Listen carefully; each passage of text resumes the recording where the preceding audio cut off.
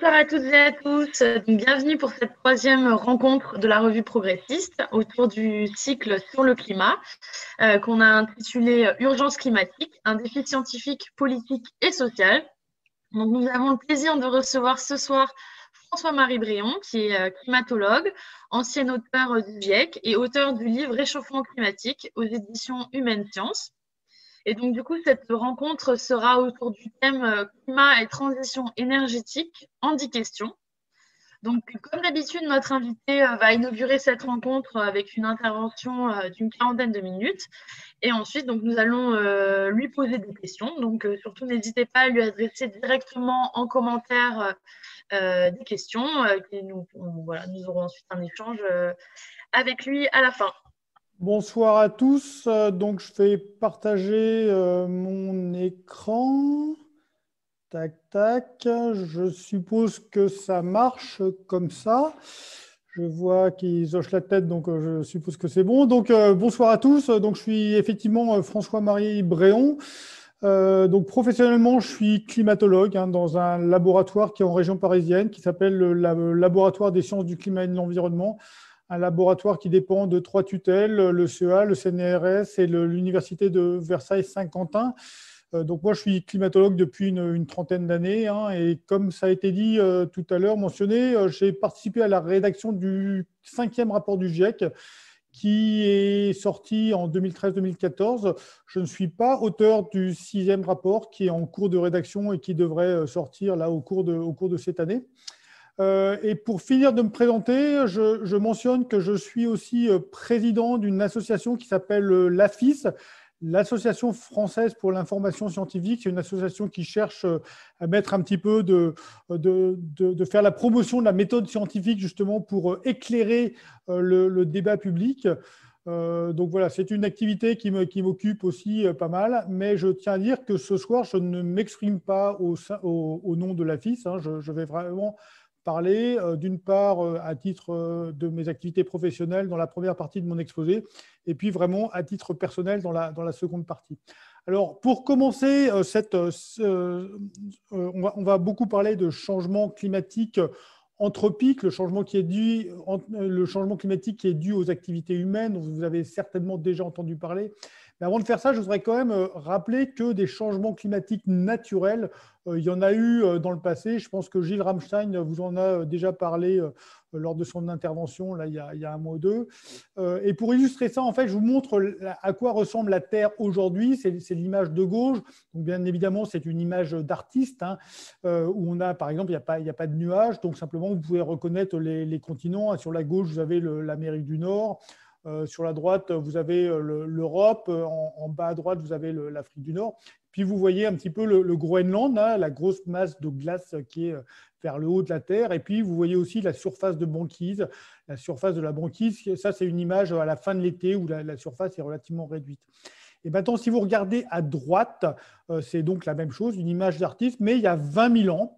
Donc 20 000 ans, c'est il n'y a pas si longtemps que ça. Souvent, je dis que c'est l'époque à laquelle ont été peintes les peintures des grottes de Lascaux. Donc il y avait des humains sur Terre et puis en particulier en France. Et donc vous voyez qu'il y a 20 000 ans, il y avait de la glace qui recouvrait tout ce qui est aujourd'hui le Canada. Vous voyez qu'il y avait de la glace qui recouvrait le nord de l'Europe. Vous voyez que le Groenland, c'était une énorme masse de glace, et puis que la banquise était aussi beaucoup plus étendue qu'elle est aujourd'hui. Et puis, si vous regardez un petit peu dans le détail, par exemple, regardez la Floride, à l'extrémité sud-est des États-Unis, vous voyez que la surface de la Floride était beaucoup plus étendue à l'époque qu'elle ne l'est aujourd'hui, parce que toute l'eau qui était dans la glace que j'ai décrite, c'est autant d'eau qui n'était pas dans les océans. Et par conséquent, le niveau de la mer était 130 mètres plus bas qu'il est aujourd'hui. La différence entre la Terre à droite et la Terre à gauche, qu'est-ce qui génère ces changements climatiques? C'est des modifications de l'orbite de la Terre autour du Soleil, des modifications qui sont assez subtiles, mais puisque le climat est vraiment sensible à des petites perturbations, ces petites modifications de l'orbite de la Terre autour du Soleil peut conduire à des changements climatiques dont les impacts sont illustrés sur ces figures. Et en fait, ce qui est important, pourquoi je vous montre ça, c'est surtout pour vous dire que la différence entre la Terre de droite et la Terre de gauche, eh ben, c'est 5 degrés. D'accord? Donc, vous voyez que 5 degrés, c'est pour le climat de la Terre, c'est absolument considérable. Et 5 degrés, c'est aussi l'ordre de grandeur du changement climatique qu'on envisage. Mais au lieu de passer de la Terre de droite à la Terre de gauche en quelque chose qui est de l'ordre de 10 000 ans, eh ben, on envisage de faire la même chose avec une période qui est de l'ordre de 100 ans. Donc, vous voyez que c'est un changement climatique qui est infiniment plus rapide. Donc, le changement climatique, en fait, c'est tout un tas de paramètres, hein, mais évidemment, le paramètre le plus simple, c'est vous montrer la température moyenne de la Terre, une température moyenne qui n'est pas directement mesurée, mais qui est calculée à partir, en faisant un peu une moyenne pondérée d'un grand nombre de stations sur Terre. Il y a plusieurs manières de faire ça qui donnent à peu près toutes des résultats similaires. Et donc, voilà un petit peu cette estimation de la température moyenne de la Terre. Vous voyez que jusqu'en 1970, il y a eu quelques fluctuations d'une amplitude de quelques dixièmes de degrés. Et vous voyez que, par contre, depuis 1970, eh ben, il y a une augmentation des températures qui est relativement régulière, avec simplement des fluctuations d'une année à l'autre, fluctuations qui sont bien comprises. Et vous voyez que les 6 dernières années, en fait, sont les 6 années les plus chaudes, avec les records. En fait, les 2 années les plus chaudes, c'est 2020 et 2016. On n'est pas vraiment capable de dire laquelle est la plus chaude des deux. Hein. Donc, c'est un peu une égalité entre ces 2 années. Mais en tout cas, voilà, les 6 années les plus chaudes mesurées depuis qu'on fait des mesures, eh ben, ce sont les 6 dernières années, pas tout à fait dans l'ordre. Et vous voyez que depuis 1970, le réchauffement est de l'ordre de à peu près 2 dixièmes de degré par décennie. Mais vous voyez qu'il y a quand même quelques indications qu'il y a une accélération, puisque les 6 années récentes sont au-dessus de cette tendance de 18 centièmes de degré par an. Donc, je continue. Donc, voilà, ce qui est important, c'est que même s'il y a des fluctuations interannuelles, en fait, on a une tendance qui est une tendance lourde de ça. En fait, je sais que vous avez eu déjà des exposés sur le climat et le changement climatique, en particulier de la part de Jean Poitou, qui est un ex-collègue, et puis aussi de la part de Gilles Ramstein, qui est un collègue actuel, et de Sylvestre Huette, qui est un journaliste. Donc, je ne vais pas passer énormément de temps pour vous expliquer les mécanismes du changement climatique. Je vais supposer que tout ça est à peu près connu. Éventuellement, je pourrais répondre à des questions tout à l'heure à ce sujet. Mais je voudrais quand même insister sur quelques points qui ne sont pas tellement connus. Voilà, quelques points spécifiques sur ce changement climatique sans repartir sur les bases. Donc, je vous ai montré là, il y a quelques instants que finalement, depuis 1970, la Terre s'est réchauffée d'environ 1 degré. Mais en fait, la Terre, ce n'est pas la France. Et dans le même temps, la France, elle s'est réchauffée plutôt de 1,5 à 2 degrés. Donc, en fait, le réchauffement sur la France, il est plutôt plus important que le réchauffement moyen de la Terre. Ce qui est assez logique, hein, simplement, c'est lié au fait que les terres émergées se réchauffent plus vite que les océans, et les régions de haute latitude se réchauffent plutôt plus vite que les régions tropicales. Hein, et donc, ces deux effets qui se combinent font que la France se réchauffe nettement plus vite que la moyenne. Et puis d'autre part, si on regarde les extrêmes, hein, les températures extrêmes, les températures pendant les canicules, et ben là, c'est encore plus fort. Alors là, c'est un peu plus compliqué de mettre un chiffre parce que par définition, les températures extrêmes, c'est des choses qui ne se produisent pas souvent. Donc, c'est plus difficile de faire une analyse statistique dessus. Mais en gros, voilà, très grossièrement, les canicules, les extrêmes en France ont augmenté de 4 degrés. Donc, il ne faut surtout pas se dire, simplement, j'insiste là-dessus, parce que les gens ont tendance à penser que, OK, on va se prendre 2 degrés, 3 degrés de plus, puisque c'est ça ce qui est prévu pour la température moyenne de la Terre. Mais non, en fait, 2 degrés de plus pour la température moyenne de la Terre, c'est plutôt 4 degrés sur la France. Et 4 degrés sur la France, c'est plutôt 7 à 8 degrés pour les températures extrêmes, les températures caniculaires. Voilà, il y a ces effets d'amplification. Alors, simplement, donc tout ça, jusqu'à présent, c'est plutôt des observations, hein, où j'ai fait des analyses un peu avec les mains. Mais maintenant, quand on veut faire de la prévision climatique, on va se servir de modèles de climat. Qu'est-ce que c'est qu'un modèle de climat? C'est à peu près la même chose qu'un modèle de prévision météorologique, hein, qui nous permet de prévoir le temps qu'il va faire dans les jours prochains. Simplement, c'est forcément avec des choses qui sont un peu plus complexes et surtout des choses en plus.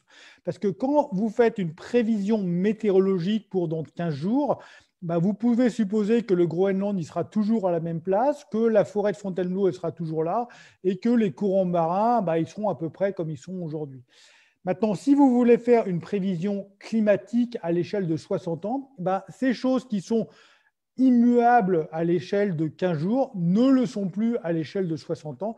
Et par conséquent, dans votre modèle de climat, vous êtes obligé de calculer aussi l'évolution de ces paramètres qui sont normalement qui varient tout doucement. Donc voilà, un modèle de climat, c'est à peu près la même chose qu'un modèle météorologique, simplement avec des composantes supplémentaires. Donc, en fait, des modèles de climat de ce type-là, eh ben, dans le monde, des modèles qui sont capables de faire une simulation climatique en prenant en compte un petit peu tout ce que je viens de vous décrire rapidement. Dans le monde, il en existe une trentaine. Et en France, et donc parmi ces 30 modèles, il y en a 2 qui sont développés en France. Un qui est développé par les laboratoires de la région parisienne, les laboratoires de l'Institut Pierre-Simon Laplace, avec une contribution du laboratoire dans lequel je travaille. Et puis, il y a aussi un autre modèle qui est développé par Météo France, donc sur la base du modèle de prévision météorologique, mais les équipes de recherche de Météo France ont développé justement donc, ce modèle de climat. Et en fait, quand on fait des prévisions météorologiques, il y a toujours des incertitudes. On n'est jamais très sûr qu'un modèle n'a pas sous-estimé un certain paramètre, un certain processus, qu'il n'y a pas des bugs simplement dans le codage. Et donc, ça vaut le coup de faire des intercomparaisons entre les modèles.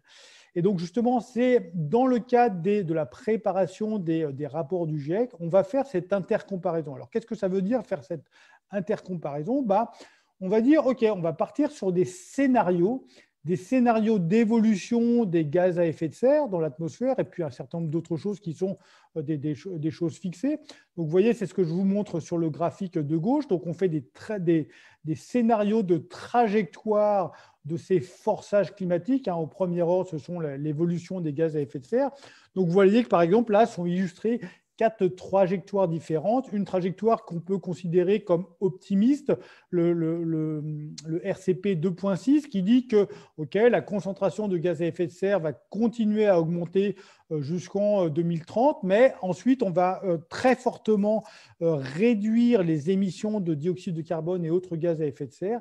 Et donc, la concentration de ces gaz à effet de serre dans l'atmosphère va diminuer, comme c'est montré sur cette courbe bleue.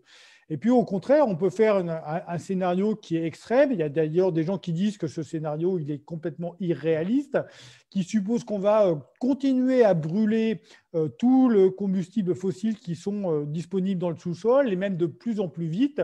Et donc, on va partir sur cette trajectoire de 8,5, là, avec une augmentation toujours plus forte de cette concentration et donc de ces forçages climatiques. Et puis, vous voyez qu'il y a des scénarios qui sont entre les deux. Et donc, l'idée, c'est que tous les modèles de climat qui participent à cet exercice sont tournés, on les fait jouer avec ces différents scénarios d'évolution des gaz à effet de serre et on regarde ce que ça donne. Et donc, c'est ça qui est montré sur la figure de droite. Et donc, la figure de droite, elle vous montre l'évolution des températures, de la température moyenne de la Terre. Sur la figure, on voit surtout les 2 scénarios extrêmes que je vous ai présentés tout à l'heure. Donc, la ligne un peu foncée qui est sur ce graphe, c'est la température moyenne qui est estimée par l'ensemble des modèles.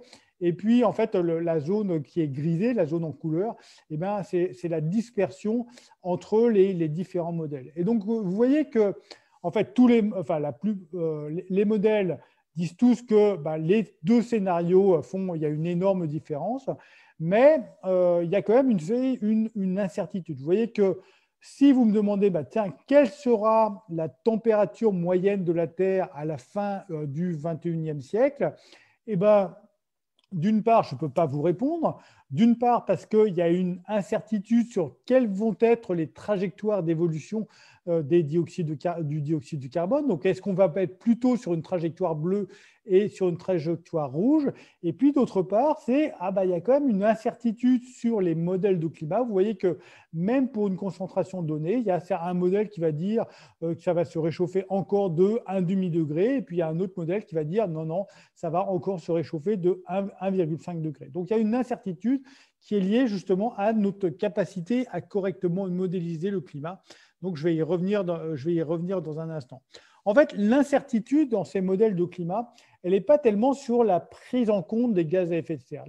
Là-dessus, finalement, au premier ordre, que quand on rajoute des gaz à effet de serre dans l'atmosphère, le climat se réchauffe.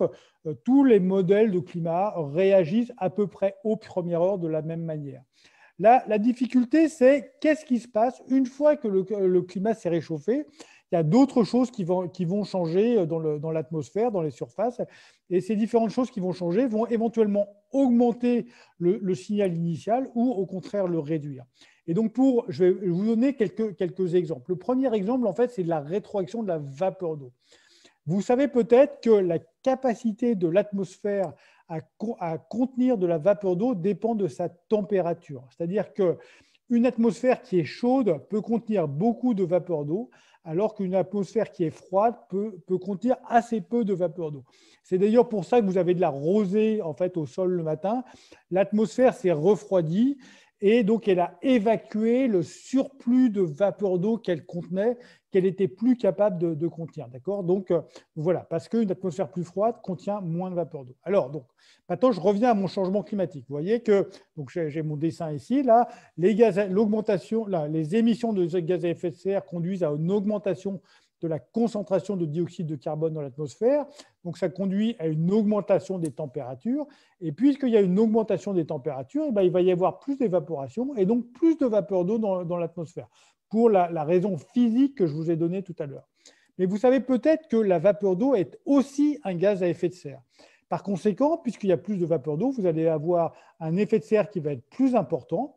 Et par conséquent, ça va encore augmenter les températures. Et donc, vous allez voir que vous voyez que vous avez cette rétroaction positive, un feedback positif, un peu comme un effet Larsen, là, quand vous mettez un micro devant un haut-parleur. Et donc ça conduit à des températures qui sont plus élevées que si on avait uniquement l'impact du dioxyde de carbone. Et en fait, cet effet-là, donc cette rétroaction, elle multiplie l'effet initial d'un rapport qui est entre 2 et 3.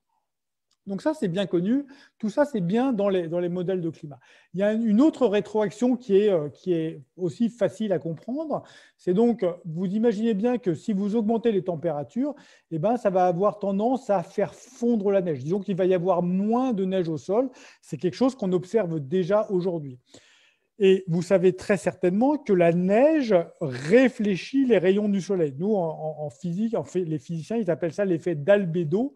L'albédo, c'est la capacité de la surface à réfléchir les rayons du soleil. Donc, en fait, quand vous avez de la neige au sol, le soleil, les rayons du soleil sont réfléchis, donc c'est autant d'énergie qu'il ne peut pas réchauffer la planète. S'il y a moins de neige au sol, il va y avoir plus de rayonnement solaire qui va être absorbé par les surfaces, et donc ça va contribuer à un réchauffement supplémentaire et donc une augmentation des températures. Donc, vous voyez que là, c'est encore un effet qui est encore positif, qui augmente l'effet initial.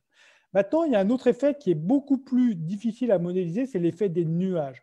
Bon, les nuages, ils ont aussi un effet d'albédo que je viens de mentionner. Les nuages réfléchissent les rayons du soleil et par conséquent ont tendance à refroidir la Terre. Mais les nuages ont aussi un effet de serre et donc l'effet de serre des nuages, il a tendance à réchauffer la Terre. Donc, vous voyez que l'effet net, il est un peu compliqué. En fait, il va dépendre de l'altitude des nuages. En gros, les nuages élevés, ils ont plutôt tendance, c'est l'effet d'effet de serre qui domine, donc ils ont plutôt tendance à réchauffer, alors que les nuages bas, c'est plutôt l'effet d'albédo qui domine, et donc ils ont plutôt tendance à refroidir. Et donc, comment est-ce que dans un climat plus chaud, Est-ce qu'il va y avoir plutôt plus de nuages ou plutôt moins de nuages? Est-ce que ça va être des nuages plutôt plus élevés ou des nuages moins élevés? Et bien ça, justement, c'est là où il y a des grandes incertitudes. Les différents modèles de climat ne modélisent pas cette évolution de la nébulosité de la même manière. Et donc, c'est ça qui explique qu'il y a des différences significatives entre les modèles pour l'évolution des températures dans le futur. Il y a une autre chose qui m'intéresse, enfin qui me préoccupe particulièrement, et je vais expliquer pourquoi tout de suite, c'est le niveau des mers. Vous voyez que sur la figure de gauche, là que vous avez, c'est l'évolution du niveau des mers, toujours selon les différents modèles de climat. Et vous voyez, là aussi, c'est avec les deux scénarios extrêmes que j'ai montrés tout à l'heure. Et pourquoi je vous montre ça? C'est pour vous souvenez le scénario qui était que je considérais comme optimiste, le RCP 2.6, qui suppose qu'on va diminuer très rapidement les émissions de dioxyde de carbone et par conséquent qu'on va stabiliser la concentration dans l'atmosphère et par conséquent on va stabiliser les températures. Ben, vous voyez que pour ce qui est du niveau des mers, il n'y en a pas de stabilisation, c'est-à-dire que le niveau des mers il va continuer à augmenter même à la fin du XXIe siècle. Alors ça, comment ça se fait? Eh ben, c'est le fait que, en fait, il y a deux raisons. Au fait, vous avez une augmentation du niveau des mers. Une première raison, c'est que l'eau, comme à peu près tous les corps, lorsqu'il est plus chaud, il a tendance à prendre plus de place. Son volume devient plus important. Donc, puisque la température moyenne des océans augmente, eh ben, le volume des océans augmente et par conséquent, le niveau de la mer augmente. En fait, aujourd'hui, on réchauffe surtout les parties supérieures des océans. Mais même si on arrive à stabiliser la température de l'atmosphère, eh ben en fait, cette augmentation de température, elle va rentrer progressivement dans les océans. Le fond des océans va progressivement se réchauffer. Et donc, ça va continuer, le volume total de la mer va continuer à augmenter. Et donc, on va continuer à avoir une augmentation du niveau des mers, même si on stabilise la température. Et puis d'autre part, une autre raison pour laquelle le niveau des mers augmente, c'est que les glaces fondent, les calottes polaires et en particulier le Groenland est en train de fondre. Et même si on stabilise la température à plus de 2 degrés, eh ben, le Groenland va continuer à fondre pendant plusieurs centaines d'années et donc va continuer à progresser sur le niveau des mers. Et donc, en fait, aujourd'hui, même si on stabilise le climat, une montée de niveau des mers de plusieurs mètres, c'est quelque chose qui est déjà écrit. En fait, donc ça c'était une des figures qui est extraite du 5e rapport du GIEC, qui avait été faite en préparation justement pour les différents accords de Paris. Et en fait, c'est une figure qui montre que l'augmentation finale des températures dépend pas tellement à quelle vitesse vous émettez du carbone dans l'atmosphère. Finalement, ce qui compte, c'est la quantité totale de carbone qui a été émise. Vous voyez que la quantité totale de carbone émise, c'est l'axe des X, c'est l'abscisse, et puis la température atteinte, c'est l'ordonnée. Et vous voyez que, là encore, les différents scénarios ont les différentes couleurs. Et donc, vous voyez que tout ça, c'est assez aligné.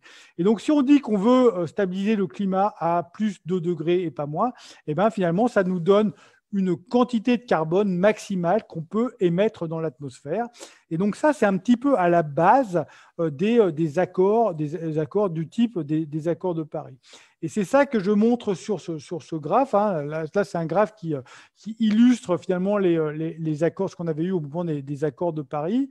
Donc les accords de Paris, c'était un succès, c'était un indéniable succès diplomatique. Parce que les pays s'étaient mis d'accord sur un objectif, mais évidemment, se mettre d'accord sur un objectif, ce n'est pas suffisant si on ne met pas en œuvre les mesures justement pour atteindre cet objectif. Et en fait, ce que je montre sur la figure de droite, enfin la seule figure de ce graphe, c'est les trajectoires d'émissions de dioxyde de carbone qu'il faudrait pour arriver un peu à tenir ce budget carbone que j'ai montré tout à l'heure. Donc, vous voyez que vous avez un peu deux trajectoires souhaitables. Alors, pourquoi est-ce qu'il y en a deux et pas une seule? Eh ben, en fait, vous voyez que la trajectoire bleue, elle suppose qu'on va diminuer très rapidement nos émissions de dioxyde de carbone pour aller vers un peu un asymptote à la fin du siècle, un asymptote à des émissions qui sont proches de zéro. Et puis, vous voyez qu'il y a une autre trajectoire qui est montrée en vert, qui dit que oui, on va réduire nos émissions, mais on a un peu plus de temps. on a un peu plus de temps parce qu'en fait, à la fin du siècle, nos descendants seront beaucoup plus intelligents que nous et seront capables de non seulement d'avoir des émissions zéro, mais même d'avoir des émissions négatives. Ils seront capables de pomper du carbone de l'atmosphère. Donc finalement, nous, on n'a pas besoin de faire des efforts aussi rapides parce que ces efforts seront faits par nos descendants. Bien évidemment, vous avez compris, moi, c'est quelque chose que je trouve complètement scandaleux. C'est absolument pas normal de dire que c'est nos descendants qui feront les efforts à notre place. Et par rapport à ces accords de Paris, vous voyez que donc, la courbe en noir qui est montrée sur la partie gauche de la figure, c'est les émissions passées, les émissions historiques. Quand on met ensemble ce à quoi les États si je fais une simple extrapolation de cette tendance, vous voyez, c'est le triangle gris. Donc, ça nous donne un petit peu des émissions à l'échelle 2030 qui sont, vous voyez, bien au-delà de ce qu'il faudrait, bien au-delà de la trajectoire verte. Mais ce à quoi les États se sont engagés, donc les États se sont engagés soit à diminuer leurs émissions pour ce qui est des pays industrialisés, soit de limiter leur augmentation pour les pays qui sont plus en développement. Et donc, vous voyez que même si on compile un petit peu tous ces engagements, on n'est pas du tout dans l'ordre de grandeur que ce qu'il faudrait. Donc, même si les accords de Paris étaient un succès diplomatique, il faut bien voir que c'était ce sur quoi les États s'étaient mis d'accord n'est absolument pas suffisant pour stabiliser le climat.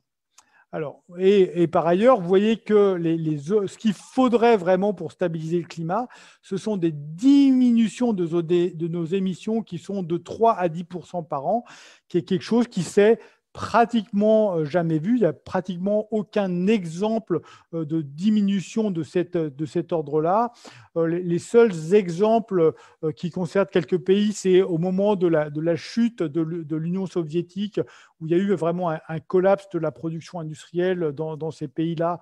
Là, on a eu une très forte diminution des émissions pendant quelques années.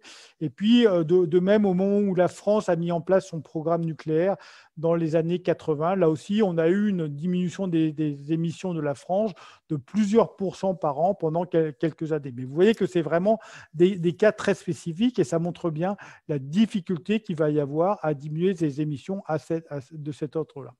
Donc, je résume un petit peu ce que je vous ai raconté sur le climat, éventuellement ce que je ne vous ai pas raconté. Donc, comme je vous l'ai dit tout à l'heure, là, je parle vraiment au nom de mes collègues. Il y a vraiment un consensus sur tout ce que je vous raconte ici. Donc, le dioxyde de carbone, c'est le principal moteur du changement climatique. Il y a d'autres contributions qui sont non négligeables. C'est le méthane, c'est le protoxyde d'azote, ce sont les aérosols dans l'atmosphère. J'en ai pas parlé parce que ce sont des choses dont Jean Poitou et Gilles Ramstein vous ont déjà parlé. J'insiste sur le fait que le moteur du changement climatique, c'est quelque chose qui est parfaitement compris. Quand je vois encore certains climato-dénialistes qui disent que mais le climat, c'est une science jeune, on n'est pas encore très sûr, l'effet de serre est saturé, de toute façon, c'est n'importe quoi. Je veux dire, tout ça, c'est parfaitement compris. En fait, les incertitudes qu'il peut y avoir, ce n'est pas sur le moteur du changement climatique, mais ce sont bien sur les rétroactions que je vous ai décrites tout à l'heure. Donc, j'ai insisté sur le fait que le changement climatique annoncé, c'est considérable et surtout très rapide au regard des variations naturelles. C'était mon premier transparent tout à l'heure. Quelque chose dont je n'ai pas parlé, mais qui est vraiment très important pour moi, c'est que les dommages du changement climatique, ils ne sont pas forcément sur les lieux de l'émission. Donc, on va avoir une composante éthique à cette lutte contre le changement climatique. On ne le fait pas forcément pour nous-mêmes. On le fait d'une part pour nos descendants qui vont être vraiment les principaux impactés par le changement climatique, mais aussi par des gens qui habitent dans des régions qui sont beaucoup plus vulnérables à ce changement climatique et qui éventuellement ne vont pas avoir les mêmes moyens que ce que nous, on va pouvoir avoir pour s'adapter. Et donc, vous avez vu aussi que limiter le changement climatique à 2 degrés, ça demande une diminution considérable et rapide des émissions de CO2. Donc voilà, donc jusqu'à présent, je vous ai dit, là, je vous ai parlé de consensus. Je pense que mes collègues vous diraient à peu près la même chose, éventuellement d'une manière différente, mais je ne pense pas que j'ai dit des choses scandaleuses. À partir de maintenant, c'est François-Marie Bréon qui s'exprime et mes collègues ne vous diraient pas les choses exactement de la même manière. Alors, Donc, pourquoi? Donc, climat, quand on parle, on a beaucoup parlé de transition énergétique sur ces cinq dernières années en France et en Allemagne et dans d'autres pays. Et on a justifié cette transition énergétique en particulier par le fait que, eh ben, justement, il faut lutter contre ce changement climatique. Donc, pour lutter contre le changement climatique, hein, c'est simple, il faut diminuer et diminuer rapidement nos émissions de dioxyde de carbone. C'est le premier des gaz à effet de serre, mais aussi des autres gaz à effet de serre qui sont le méthane et le protoxyde d'azote. Il y en a d'autres, mais ce sont les trois premiers. Donc le méthane, en fait, il est surtout lié à des fuites de gaz naturel, mais aussi aux déchets. Hein, les décharges sont des émetteurs de méthane. Et puis là aussi de l'agriculture. Vous avez certainement entendu parler les paies des vaches, mais aussi peut-être moins des rizières qui sont des gros émetteurs justement de ce méthane. Le protoxyde d'azote, N2O, ça c'est essentiellement lié à l'agriculture. Ce sont les engrais, en fait. Les engrais azotés conduisent à des émissions de protoxyde d'azote. Et alors, le CO2, c'est essentiellement lié à l'utilisation des combustibles fossiles, donc le charbon, le pétrole, le gaz naturel. Donc, comment est-ce qu'on fait pour diminuer nos émissions? Bon, en fait, moi, j'aime bien. Il y a plein de choses qui peuvent être faites, mais pour expliquer, j'aime bien le séparer en trois.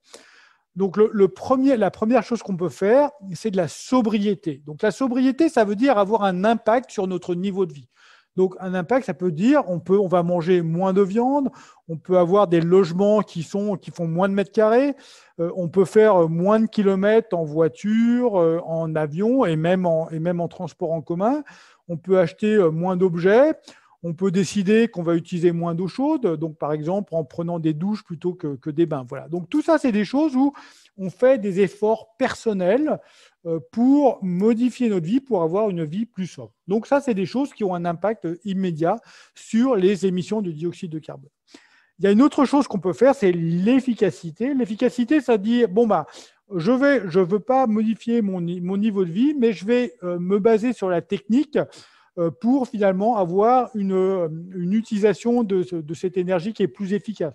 Donc, vous avez certainement entendu parler du besoin d'isoler les bâtiments. Donc, ça veut dire qu'on peut avoir le même confort thermique, mais en utilisant moins d'énergie. On peut imaginer d'avoir des moteurs qui ont un meilleur rendement, ou on peut faire de la cogénération pour récupérer en même temps la chaleur et puis la force de chaud. Donc, ça, vous voyez que on compte un peu sur la technique. Et puis, quelque chose qui est un petit peu relié aussi à la technique, c'est l'électrification des usages énergétiques. Donc, ça veut dire qu'on a aujourd'hui une chaudière à gaz ou au fioul, et on va la remplacer par une pompe à chaleur ou par des radiateurs électriques. On a une voiture à essence, on va la remplacer par une voiture électrique.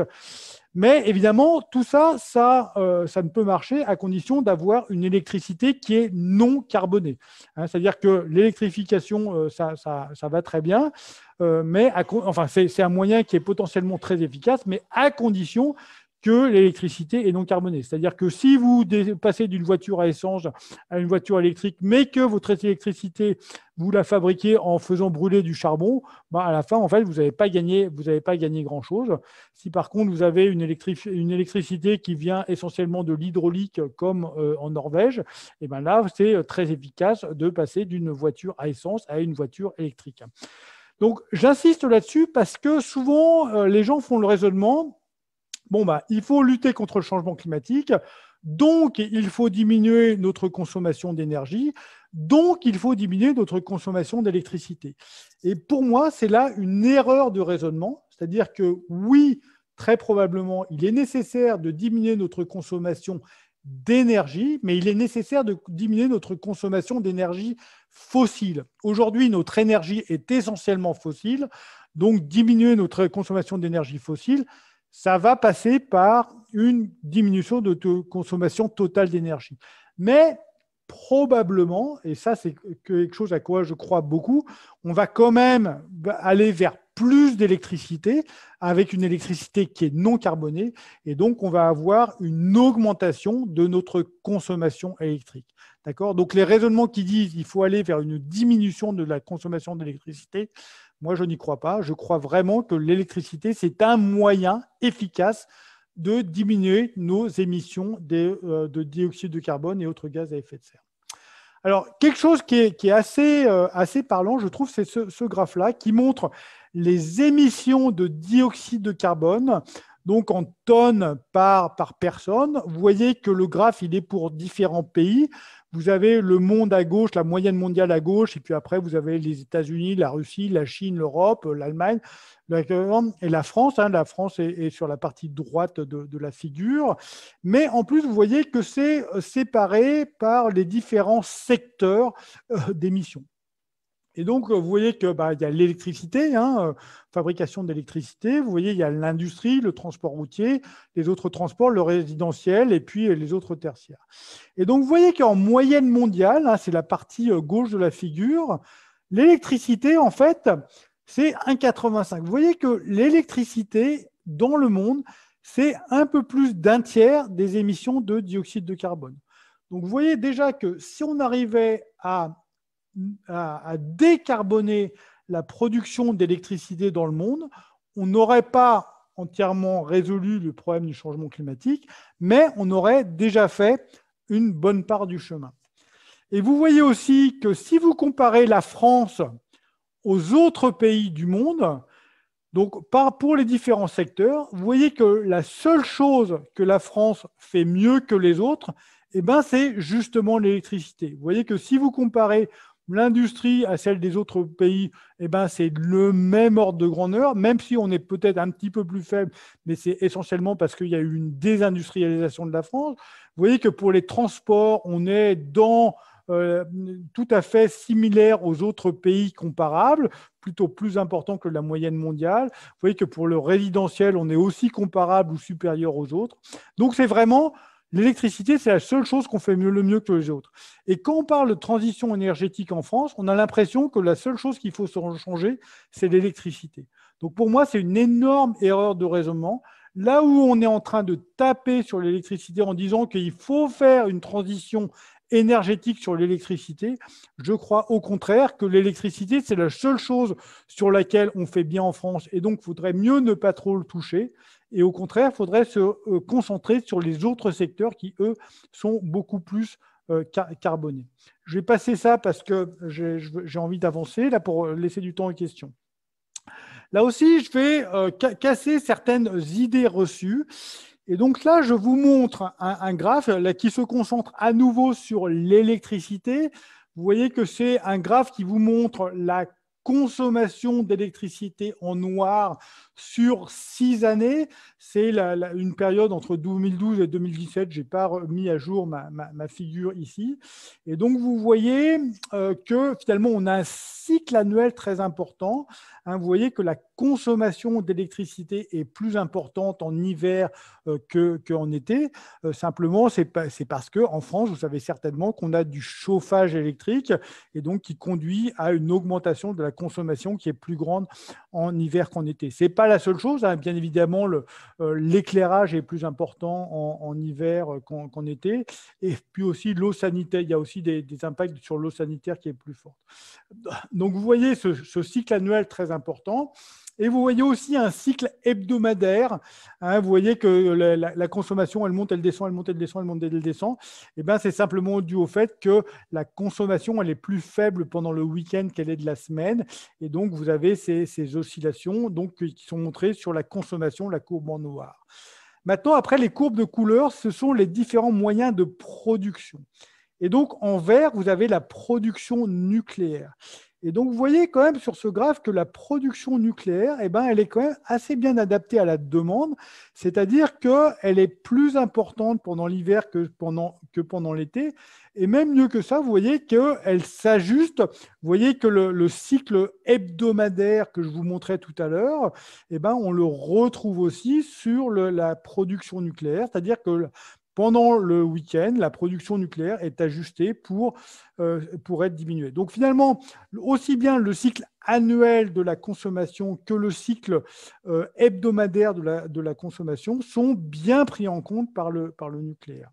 Et donc, vous voyez que les autres courbes qui sont nettement plus faibles en intensité, vous avez en bleu, c'est l'hydraulique, En violet, c'est le fossile. Et puis en rouge, c'est tout ce qui est les énergies renouvelables autres que l'hydraulique. Donc l'éolien, le solaire, la bioénergie. Si vous regardez attentivement, vous voyez que ça augmente au cours du temps sur la période, hein, parce que c'est une période pendant laquelle ça s'est pas mal développé. Mais vous voyez aussi que finalement, la partie que par contre les énergies fossiles sont nettement plus importantes pendant l'hiver que pendant l'été. Bah oui, pendant l'hiver, le nucléaire et l'hydraulique ne sont pas suffisants pour faire face à la production. Et donc, à ce moment-là, on est obligé de démarrer un certain nombre de centrales fossiles. Alors maintenant, donc, vous voyez, donc ça, je vous ai montré ça, que contrairement à une idée qui est très répandue, le nucléaire est pilotable, mais bien évidemment, ça a un impact sur sa rentabilité parce que puisque les coûts du nucléaire sont essentiellement des coûts fixes, des coûts d'installation, et ben, quand on l'utilise pas à sa puissance maximale, et ben, ça fait une conduite à une électricité qui est plus chère par mégawattheure. Alors maintenant, donc je vais faire un peu un zoom sur un mois donné pour voir un petit peu mieux ce qui se passe. Et donc, vous voyez, c'est un zoom sur janvier 2016. Donc, janvier, c'est un moment où les températures sont faibles, donc la consommation est importante. Et donc, voilà, les consommations sont assez fortes. Vous voyez qu'il y a une semaine là où il fait particulièrement froid. Et donc, la consommation a dépassé 80 gigawatts. Hein, vous voyez que c'est sur cette partie-là de la figure.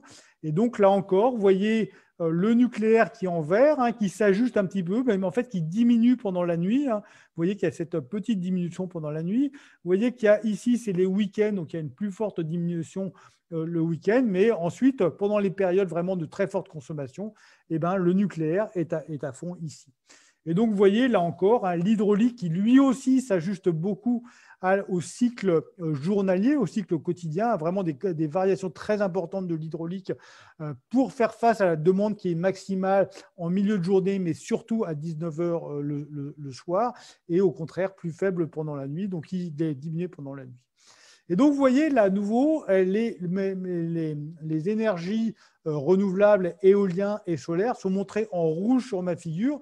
Mais puisque on ne les voit pas très bien, eh ben, je vais dire, supposons qu'il y en ait 10 fois plus. Hein. Supposons qu'on fait ce qui est prévu dans le cadre de la transition énergétique. Et donc, on va aller vers vraiment 10 fois plus d'éolien et de solaire.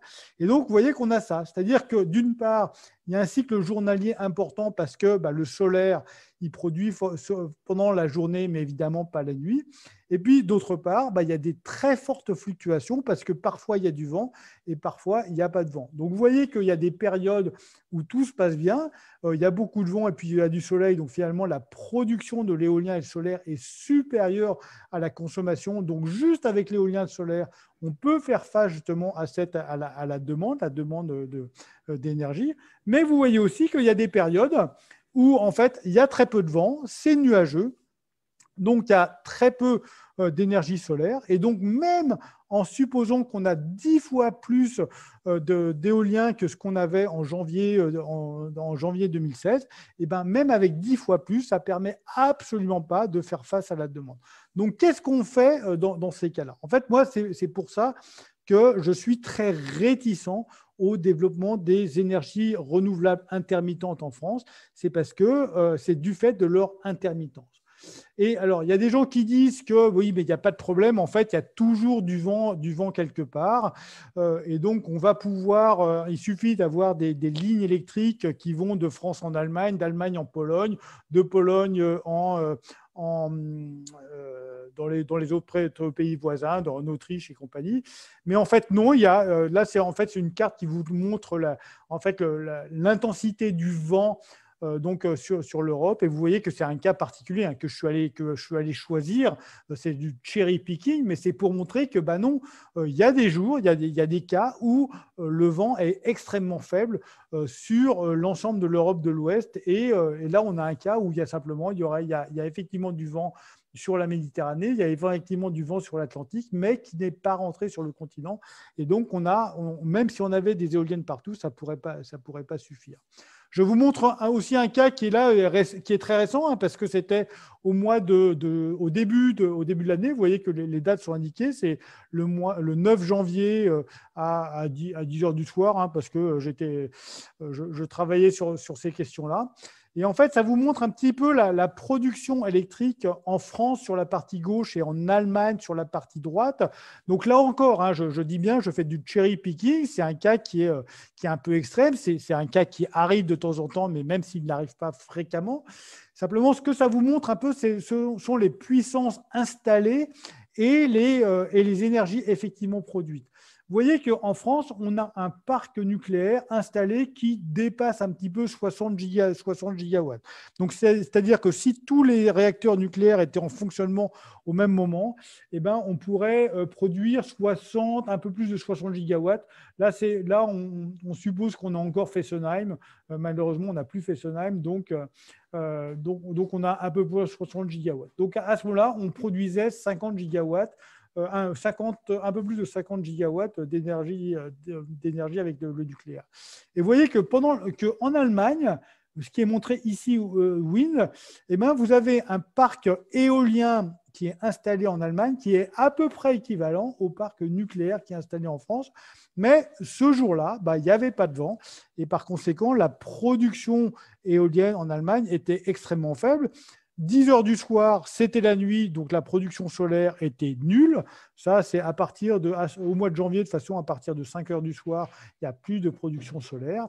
Et par conséquent, l'Allemagne était obligée de recourir à ces centrales, aux quelques centrales nucléaires qui lui restent, donc qui produisaient 8 gigawatts à peu près, ces centrales au charbon qui sont là, et puis les centrales au gaz. Et du coup, ça conduisait à des émissions de dioxyde de carbone qui sont extrêmement importantes. Vous voyez, c'est des grammes par kilowattheure, donc vraiment une électricité qui est très carbonée. Et à l'inverse, à gauche, vous voyez que dans le même temps, la France, même si c'était une condition plutôt défavorable pour la France, parce qu'il y avait aussi peu de vent en France et de besoin d'énergie fossile, et ben on avait seulement une électricité à 87 gigawatts. Je vois que j'ai pratiquement dépassé mon temps. Donc, je vais probablement aller très, très vite sur la fin. Donc, finalement, l'intégration des énergies renouvelables nouvelles, donc c'est-à-dire l'éolien et le photovoltaïque, sont souvent présentés comme apportant une part au défi climatique, mais c'est vrai uniquement si elles remplacent une énergie qui est carbonée. Or, aujourd'hui, en Allemagne, elle remplace effectivement une énergie carbonée, hein, c'est-à-dire que l'augmentation des énergies renouvelables en Allemagne a permis de diminuer l'utilisation de ces centrales au charbon. Donc, le développement des énergies renouvelables en Allemagne, c'est une bonne chose.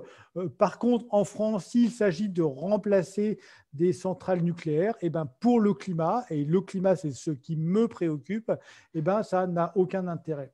Et par contre, donc, pour qu'elle soit en croissance rapide, il va falloir compenser cette intermittence, cette variabilité des énergies renouvelables. Et donc, il va falloir faire quelque chose pour assurer l'équilibre entre la production et la demande. Donc, qu'est-ce qu'on peut faire? On peut ajuster la demande à la production.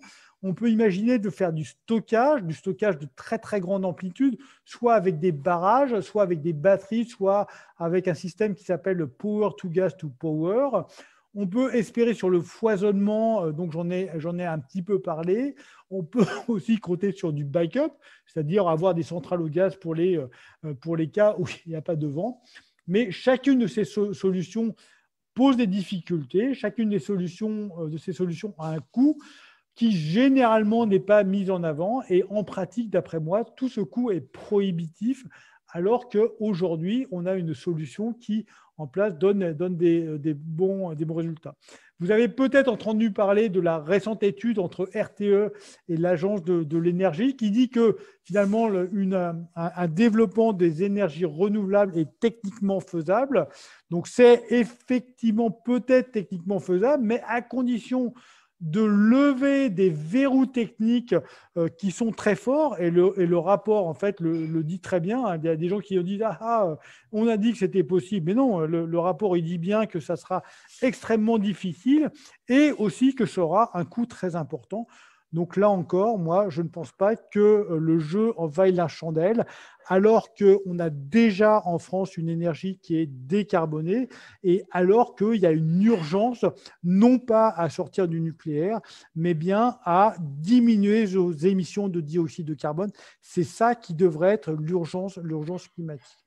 Donc, allez, je passe tout ça. Éventuellement, si j'ai des questions, je reviendrai dessus. Donc, en fait, ça va être mon dernier transparent. Donc, vous savez que la lutte contre le changement climatique, c'est souvent utilisé pour favoriser, pour financer l'installation de panneaux photovoltaïques et d'éoliens, ou dire que, ou montrer l'Allemagne en exemple, en dire que la France a du retard. Eh ben, moi, je ne crois pas du tout que la France a du retard sur le plan de l'électricité. La France a du retard sur plein de choses, mais certainement pas sur l'électricité. Et donc, on ferait beaucoup mieux d'utiliser les moyens qui sont mis sur la transition énergétique à, par exemple, l'isolation des bâtiments, à, par exemple, le développement de la mobilité électrique. Et je crois que le nucléaire, c'est justement une composante essentielle à une transition énergétique qui soit compatible avec les objectifs climatiques qu'on a. Et voilà, je m'arrête là. Il y a plein de transparents que j'ai passés, mais que j'utiliserai peut-être si j'ai des questions qui sont bien adaptées à ces transparents. Je vous remercie. Merci beaucoup. Bah, du coup, je vais vous faire remonter un petit peu les questions, parce qu'on en a eu pas mal. Alors, une première question. Alors, Nicolas, oui, demandait à quoi était dû le pic dans les années 40 sur la planche sur votre troisième slide et quels seraient les moyens qui permettraient d'avoir des émissions négatives, donc avoir un peu plus de précision sur ça. Et après, j'en ai plein d'autres. Alors, puis dans les années 40, bah, c'est un peu. Alors, déjà dans les années 40, il s'est passé un truc, on vous avez peut-être entendu parler, un truc, une Seconde Guerre mondiale, qui fait que les réseaux d'observation ont été réduits quand même pendant quelques temps. Et donc, donc l'incertitude sur les températures à ce moment-là, elle est un peu plus grande que sur le reste de la période. Et puis, il faut bien voir que le climat, c'est quand même quelque chose qui est chaotique. Hein. Donc, il peut y avoir des périodes, par exemple, où il y a quelques éruptions volcaniques importantes et donc qui réduisent les températures. Et justement parce qu'elles font un peu un effet d'écran sur le rayonnement solaire. Au contraire, quelquefois, il y a des événements de type El Niño qui ont tendance à réchauffer le climat pendant quelques temps. Donc ça, c'est de la variabilité naturelle. Donc ça, c'était la première question. Et la deuxième, c'est, oui, c'était sur les puits de carbone. Eh ben, il y a plusieurs choses qu'on peut faire. La chose, finalement, la plus naturelle, entre guillemets, c'est de planter des forêts. Si vous plantez une forêt, donc une forêt qui est en croissance, elle va absorber du carbone qui est dans l'atmosphère. Mais évidemment, ça, c'est un truc qu'on peut faire qu'une seule fois, c'est-à-dire qu'une fois que la forêt a poussé, eh ben, la place est prise et donc on ne peut pas la faire pousser une deuxième fois, sauf si, par exemple, eh ben, on coupe la forêt, on brûle la forêt, mais on récupère le dioxyde de carbone qui a été brûlé et ce dioxyde de carbone, on l'injecte dans le sous-sol, voire même on injecte directement la forêt non brûlée dans le sous-sol et on fait pousser une nouvelle forêt à la place. Donc ça, c'est des choses qui sont éventuellement faisables. On peut aussi capter directement le carbone qui est dans l'atmosphère et l'injecter dans le sous-sol. Il y a des quelques projets pilotes par rapport à ça, mais ça reste coûteux et de portée de toute façon limitée. D'accord, merci beaucoup. Peut-être du coup, comme là c'est un peu un échange de questions, est-ce que ce serait possible d'enlever le PowerPoint et éventuellement on le remettra si besoin, mais là c'est Ouais. des questions un peu plus générales, comme ça Donc, vous avez envie de me comme ça les voir, personnes sur le live ils peuvent vous voir physiquement et voilà, c'est un peu plus très bien. interactif. Bonjour à tous. Alors du coup, j'avais d'autres questions. Alors il y a Marc qui demande comment la France pourra-t-elle surmonter le défi de la nouvelle répartition des précipitations sur le territoire au long de l'année, comme vous l'avez mentionné. Et il y a aussi une autre question de François qui demande comment électrifier les usages et en même temps faire face à la pointe électrique qui est souvent fossile, notamment pour le chauffage, si on ne veut pas pénaliser le climat. Alors, c'est deux questions très différentes. Donc, effectivement, dans la partie climat de mon exposé, j'ai surtout parlé de température. Donc, il ne faut surtout pas croire que les climatologues ne regardent que la température. Simplement, bon, bah, il fallait que je fasse des choix. Et effectivement, les simulations climatiques indiquent qu'on va avoir plutôt plus de précipitations dans le nord de la France et plutôt moins de précipitations dans le sud de la France. Et donc, il va falloir s'adapter à ça de toute façon. Donc, comment on fait pour s'adapter? Ben, moi, je pense surtout qu'il faut adapter nos usages de l'eau. Donc, on peut éventuellement transporter par des canaux de l'eau du nord vers le sud, mais ça, c'est forcément limité. Simplement, je pense surtout qu'il faut adapter nos pratiques agricoles, nos pratiques, nos usages de l'eau au quotidien, et éventuellement nos moyens de stockage de l'eau. Hein, je sais que ce n'est pas forcément à sa bonne presse, mais on peut imaginer quand même développer les barrages pour stocker l'eau excédentaire de l'hiver pour avoir de l'eau disponible pendant l'été. Mais je crois surtout qu'il faut se préparer à s'adapter, c'est-à-dire typiquement avoir des pratiques agricoles qui sont moins consommatrices d'eau. Donc voilà, c'était la première question. Et la deuxième, c'était sur, j'ai déjà oublié. Sur Ah oui, l'électrification des usages. comment est-ce qu'on peut faire de l'électrification des usages? Eh ben, bon, d'une part, comme je l'ai montré tout à l'heure, hein, le nucléaire permet quand même de s'ajuster à la demande, en partie, hein, dans certaines limites. À nouveau, il y a il y a des. Il y a vraiment un impact sur le coût du nucléaire qui est très important, donc on ne peut pas faire n'importe quoi non plus. Moi, je crois beaucoup quand même à un signal prix. Je trouve dommage qu'aujourd'hui, quand l'électricité est extrêmement carbonée ou que l'électricité est très peu carbonée, elle coûte exactement la même chose. Je pense que c'est important de dire aux consommateurs, là, il faut vraiment que tu fasses attention parce que l'électricité est très carbonée. Par conséquent, il faut vraiment diminuer ta consommation. Et malheureusement, je crois que le signal prix, c'est le moyen le plus efficace pour ça. Donc, il faut vraiment. Aujourd'hui, on a déjà quand même des programmes. Typiquement, l'électricité est moins chère la nuit, enfin, à condition d'avoir le contrat qui va bien, mais on a quand même des choses comme ça. Donc, les gens vont réchauffer leur ballon d'eau chaude, éventuellement vont faire tourner leur machine à laver pendant la nuit, au moment où l'électricité est moins chère. Eh ben, je pense qu'on pourrait vraiment développer ça et avoir non seulement un signal prix qui soit simplement un signal de jour-nuit, mais aussi un signal qui soit plus en fonction des besoins de consommation. Et donc, pour dire aux gens, bah, tiens, en ce moment, il fait très froid, donc la consommation électrique est importante, donc ce n'est pas le moment de lancer votre machine à laver. D'accord. Merci beaucoup. Alors, du coup, pour l'instant, j'ai encore 5 questions. Alors, du coup, c'est Cyril qui demande, les voitures électriques constituent-elles une vraie alternative? Quel est votre avis sur la question de la batterie et de sa production au-delà de l'usage de l'électricité? Je crois comme d'autres que c'est important de garder une part de mobilité. Donc, c'est important de se dire que dans le futur, on va avoir encore des voitures.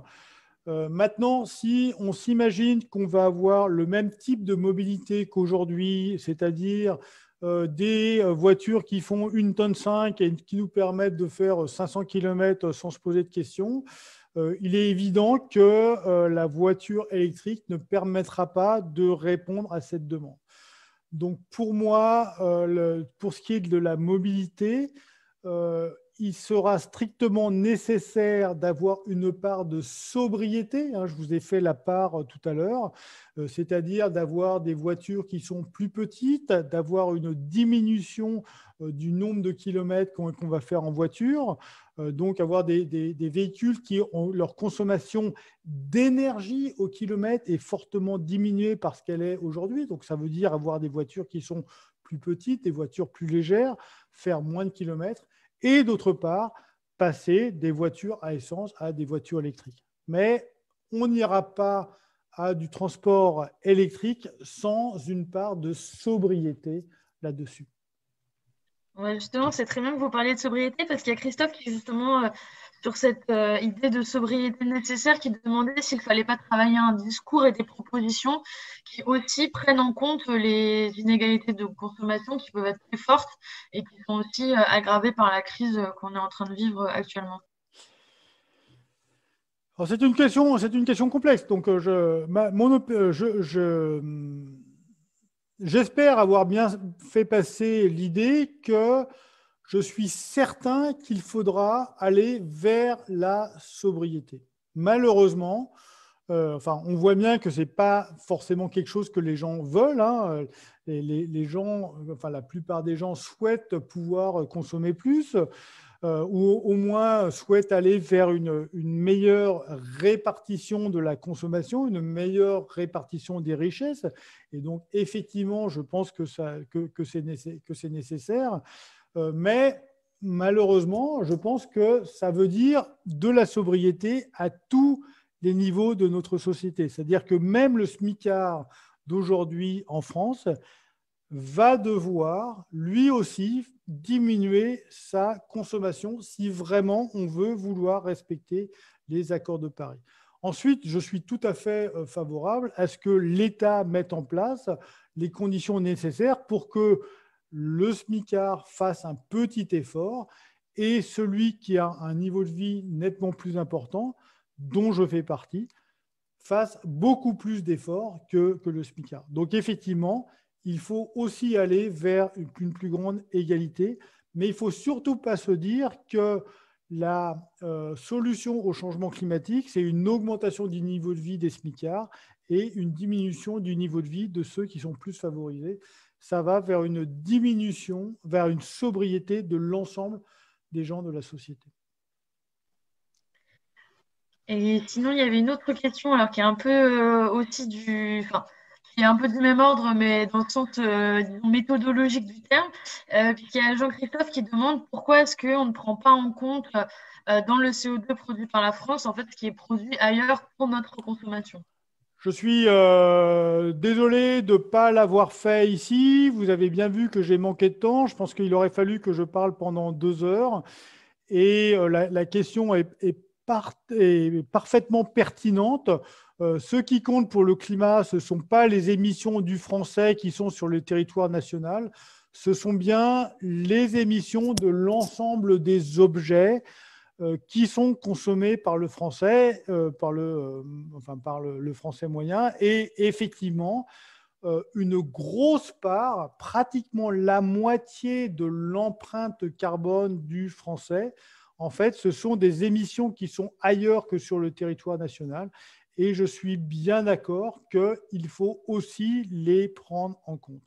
Et donc ça va... Alors, il y a 2 manières, hein. Donc, si on veut que l'empreinte carbone du français, enfin que les émissions qui sont en dehors du territoire national puissent diminuer, il y a 2 manières de faire. Il y a d'une part, on peut consommer moins d'objets qui sont produits ailleurs, mais on peut aussi viser à ce que ces objets soient fabriqués de manière plus efficace et donc en particulier à ce que les autres pays aient une électricité qui soit aussi propre, entre guillemets, que celle de la France. Et donc, il faudrait que, par exemple, la Chine, parce qu'il faut bien voir, il faut bien mettre les pieds dans le plat, aujourd'hui, une grosse partie des objets qu'on consomme en France sont fabriqués en Chine.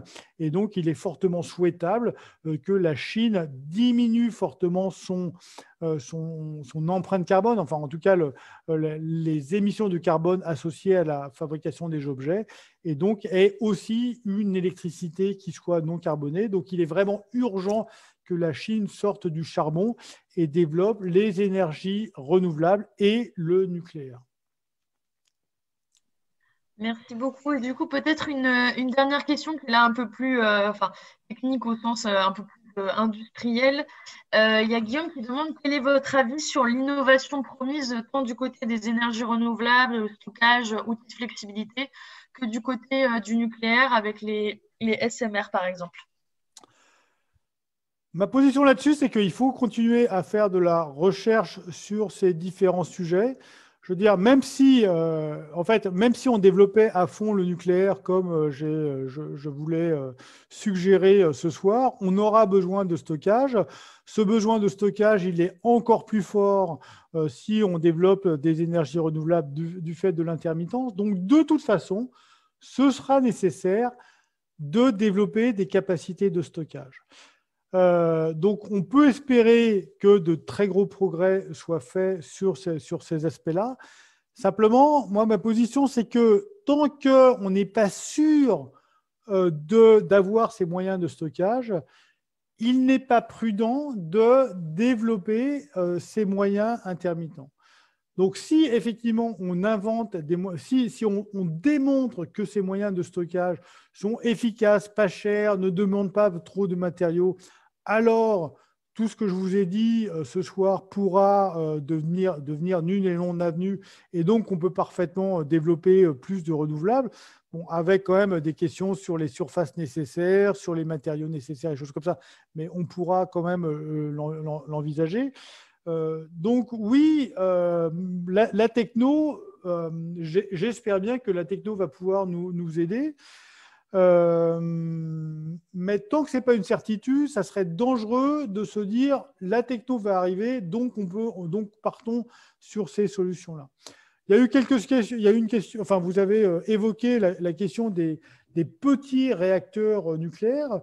Je pense que dans un pays comme la France, qui a déjà finalement une infrastructure, des réseaux électriques qui sont très importants, les petits réacteurs nucléaires ont peu d'intérêt.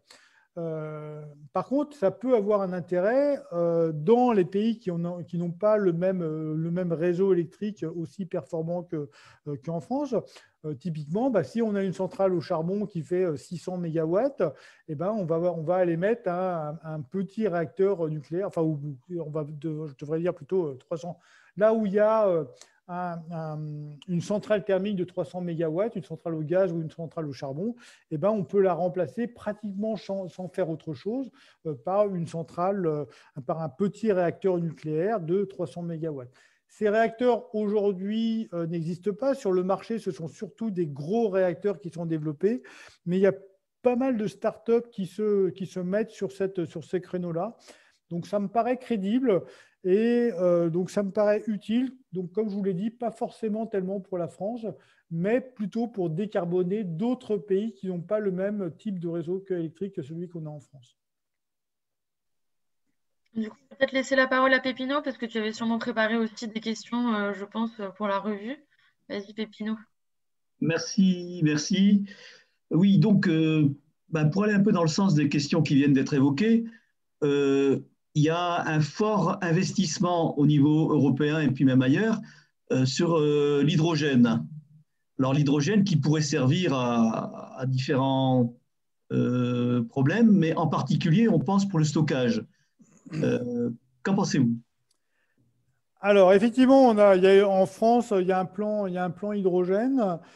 Il y a beaucoup de gens qui disent que la problématique de l'intermittence des énergies renouvelables, c'est même plus un problème aujourd'hui parce qu'on va pouvoir faire du stockage, je l'avais évoqué tout à l'heure, faire du power to gas.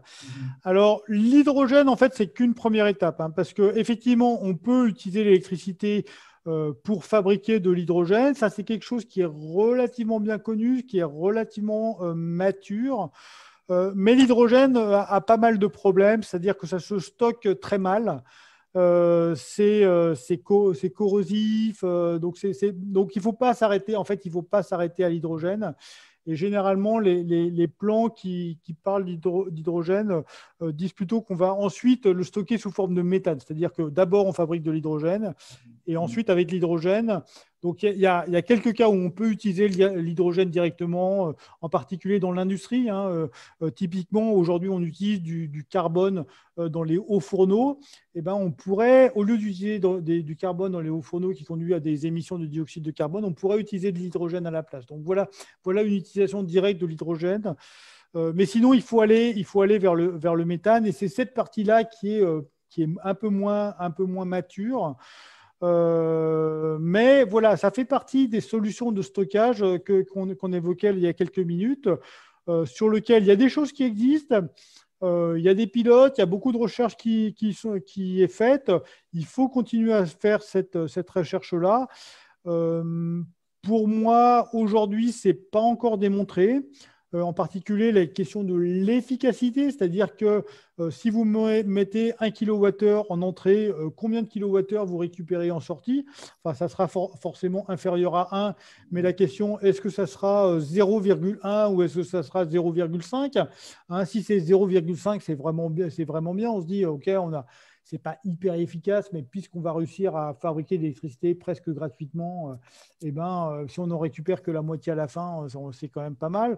Si par contre on n'en récupère que 10%, on va se dire, OK, c'est pas terrible, quoi. Donc voilà, donc tout ça, il y a de la recherche qui est faite. Je ne prétends pas être spécialiste de la question. Bien sûr, je m'y suis intéressé. Il y a des gens qui prétendent, mais bon, j'ai quand même beaucoup aujourd'hui dire que ça y est, c'est mature, on peut y aller, il y a des démonstrateurs industriels. Non. Je veux dire, si on regarde de près, non, il n'y a pas de démonstrateurs industriels. Il y a des expériences pilotes, il faut continuer à les faire. Et quand il y aura des démonstrateurs industriels, on pourra dire, OK, ça a telle efficacité et ça a tel coût. Et aujourd'hui, je pense qu'on n'est pas capable de le faire. J'avais aussi une autre question, parce que je suis effectivement de votre avis sur la non-maturité de la technologie d'hydrogène. Donc, il faut de la recherche. Mais il y avait un autre point, c'est que vous n'avez pas évoqué, c'est le fait qu'il y a eu un rapport du GIEC en 2018 pour dire qu'il y avait vraiment une grande urgence si on voulait être dans les clous, c'est-à-dire être le mieux, ce serait une augmentation de la température de 1,5. Et elle faisait même la différence entre 1,5 et 2 degrés pour la température moyenne. Et dû à l'inertie du climat, ça se jouait dans les 10 à 15 ans, peut-être 20 ans qui viennent. Donc, c'est un élément très important aussi de… Alors, c'est pas exactement ça. Alors, déjà, donc, vous faites référence, enfin, c'est presque ça, hein, je ne critique pas. C'est le fameux rapport qu'on l'appelle 1.5, Special Report 1.5, SR15. En fait, ça c'est un rapport qui a été commandé au GIEC par les États au moment des accords de Paris. C'est-à-dire que les accords de Paris, donc en 2015, disaient, ouais, on va essayer de stabiliser le climat. On va viser 2 degrés, et même on va essayer de viser, enfin, on s'engage à respecter 2 degrés, et même on va essayer le 1,5 degré. Et puis on demande au GIEC qu'il nous fasse un rapport sur finalement c'est quoi la différence entre un climat à 1,5 degré et un climat à 2 degrés. Et puis quelles sont les trajectoires, quels sont les technos qui nous permettent de respecter le 1,5 degré et quels sont les technos qui permettent de respecter le 2 degrés. Et donc, le GIEC a sorti ce fameux rapport qui regarde un peu qu'est-ce qui est possible. Et en fait, ce rapport, il met en avant que, ouais, c'est encore possible, mais alors vraiment, il ne faut pas traîner. C'est-à-dire que ce n'est pas en 2030 qu'il faudra mettre en place dans solution, c'est dès maintenant. Et en fait, le dès maintenant, c'était plutôt en 2017 qu'en 2021. Et puis, d'autre part, il disait bien que ça demandait des efforts considérables de développement des énergies renouvelables d'abord, parce que dans les différents scénarios qui sont mis en avant, il y a une énorme augmentation des énergies renouvelables. Et il y a aussi une augmentation, dans la très grande majorité des scénarios, il y a une augmentation du nucléaire significative. Donc moi, ma position par rapport à ça, le fait qu'il faille augmenter le renouvelable et qu'il faille augmenter le nucléaire, c'est qu'il y a certaines régions du monde qui sont bien adaptées au renouvelable et pas forcément au nucléaire. Et à l'inverse, il y a d'autres régions du monde qui sont bien adaptées au nucléaire et pas forcément au renouvelable.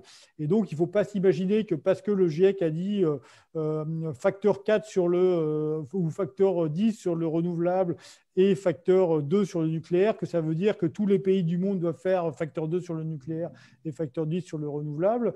Je pense qu'il faut quelque chose qui soit un peu différencié. Mais bon, et ensuite, par rapport à ça, moi, je pense que le rapport du GIEC de 2017-2018 disait il faut s'y mettre tout de suite. Et en fait, on ne s'y est pas mis tout de suite. Donc, soyons clairs, le 1,5 degré, c'est mort.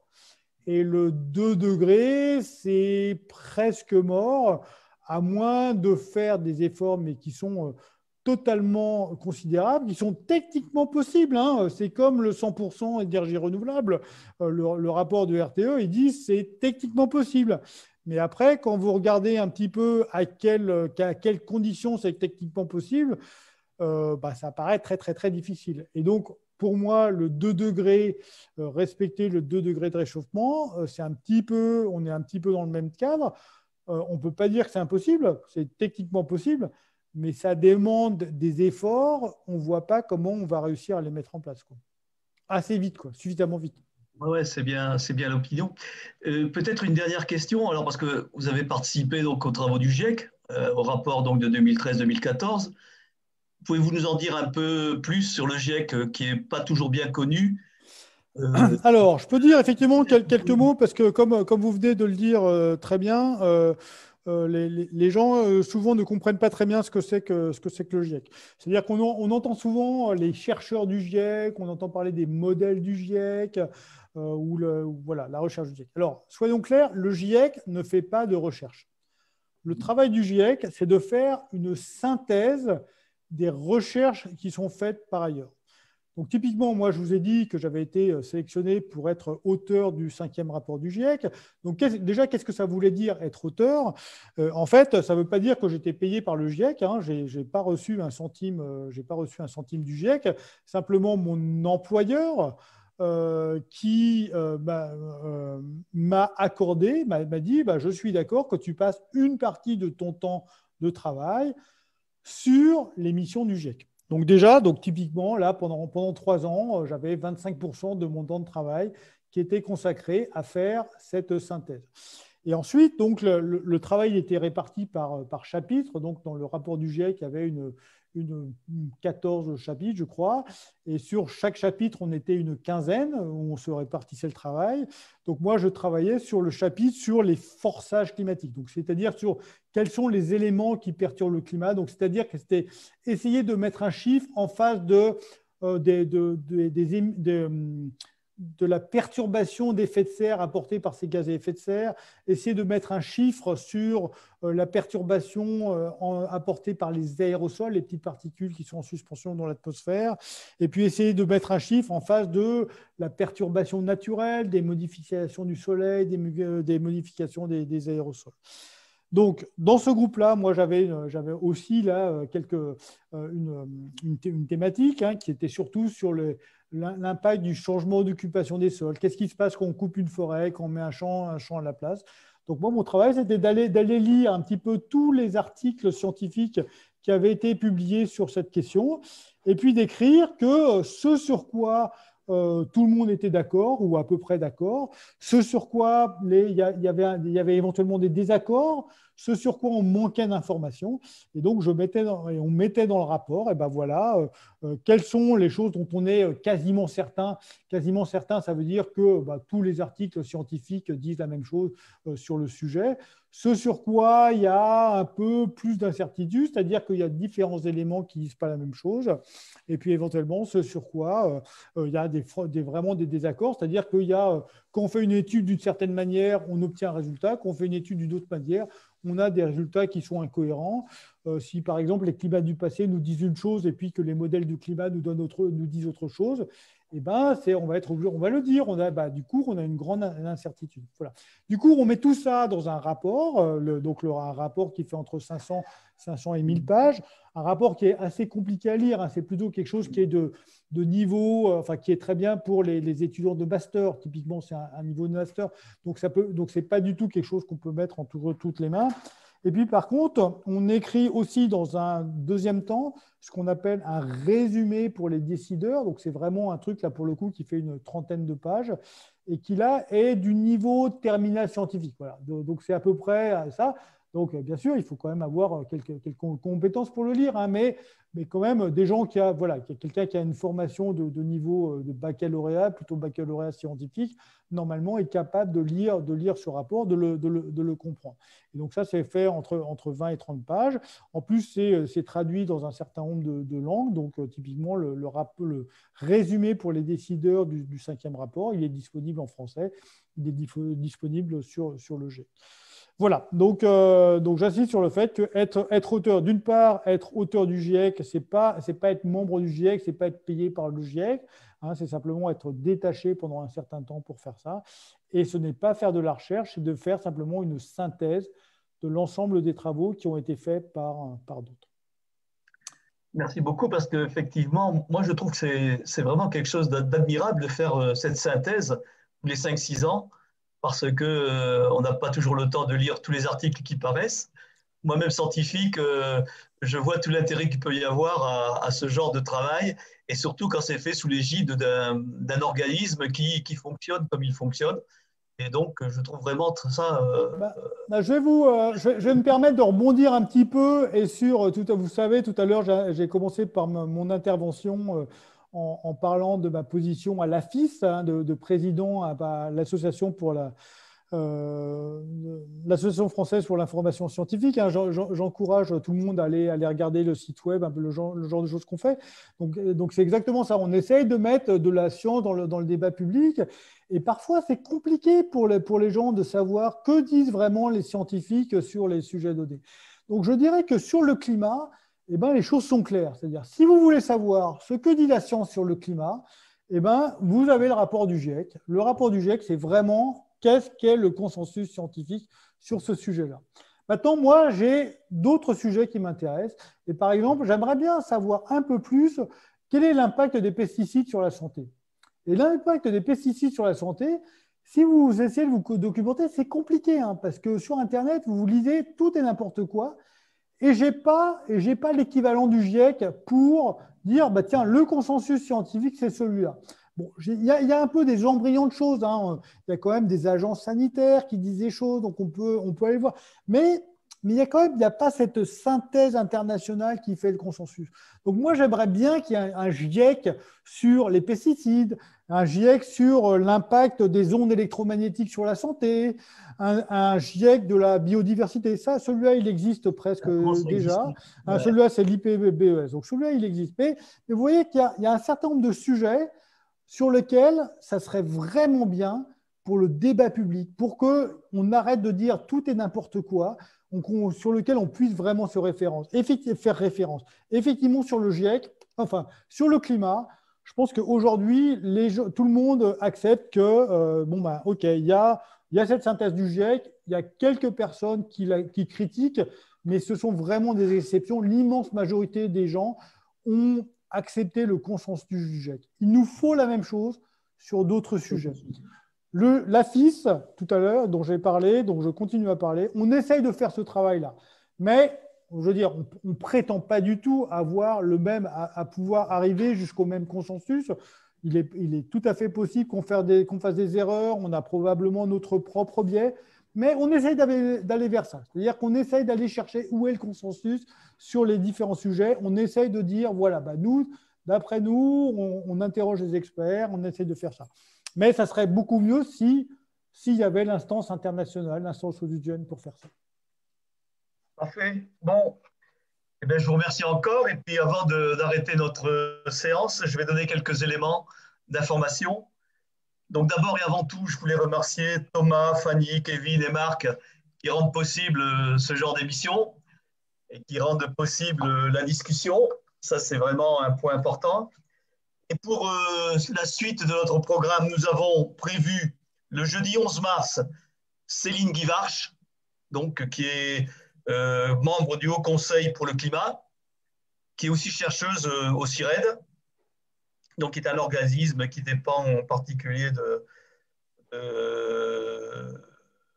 l'école d'ingénieurs, dont le nom m'échappe à l'instant, mais bon, en tout cas, l'école des mines. C'est Polytech, je ne sais plus quoi exactement. Enfin bon. D'autre part, nous avons prévu pour le 8 avril Bertrand Cassoré, qui est docteur en génie électrique, qui a écrit un livre, alors je l'ai aussi sorti, il est ici, Transition énergétique.